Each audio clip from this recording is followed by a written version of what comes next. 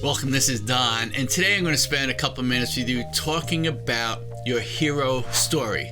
You know, I'm big on the stories that we tell ourselves, the stories that we're domesticated in. This isn't some frontal lobe conscious effort that I'm going to tell myself this story. We're like fish in water in these stories.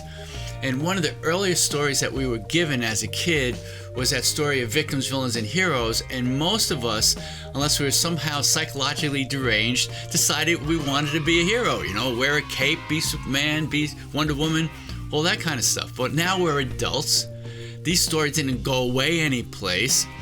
And one of the greatest traps I see really successful people striving for success get into is the trap of self-sacrifice. You know, I was in that trap. I was litigating cases 70 hours plus a week before I quit, and it had a big impact on my marriage. And I'll never forget my wife going, "Hey Don, what about us?" I lost the forest for the trees. I was so busy in my own self-sacrifice that I thought my wife was supposed to support that nonsense, right? No wonder that marriage didn't last. So I started trying to do some soul searching around all this because life wasn't going. I was working harder. I was working as smart as I possibly could. But things still weren't happening right. I was still getting worn out about the whole thing and wearing people out around me with this self-sacrificial story. And then I read Joseph Campbell's A Hero with a Thousand Faces. See the book right there? Campbell, in the end of the book, he talks about mythology throughout all of history. And he says that mythology throughout history is all self-sacrificial stuff. You know, we die by the sword. Well, today we don't have a sword. Today we have our time, what I refer to as our energy. So because I sacrifice more time and I sacrifice more energy than anybody else, that's making me a hero. And my answer is no, it's not. In my experience, that just makes you one burnt out, resentful sucker, okay?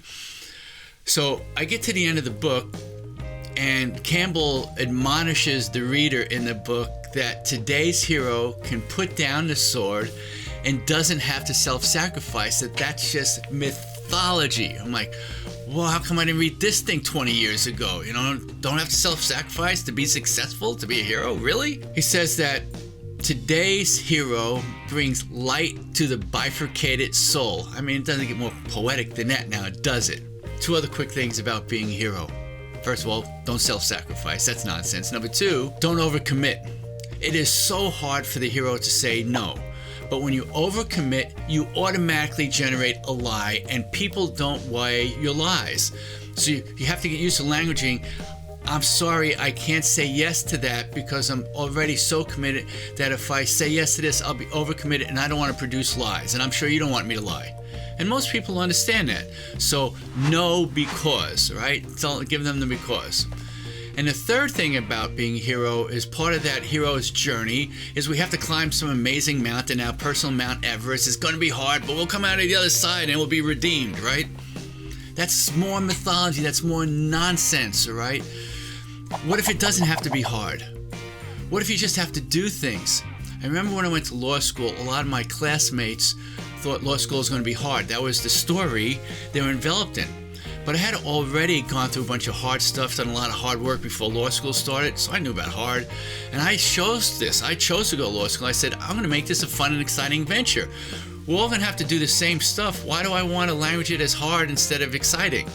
So for 3 years, a lot of my classmates tortured themselves, and for 3 years I had fun. We all got the same degree at the end of the day. So three things. Remember, number one, self-sacrifice is absolute nonsense. Now, somebody's going to attack my family, I'm going to step in front of it. That's not what we're talking about. There's no exigency. You are creating the self-sacrifice, right?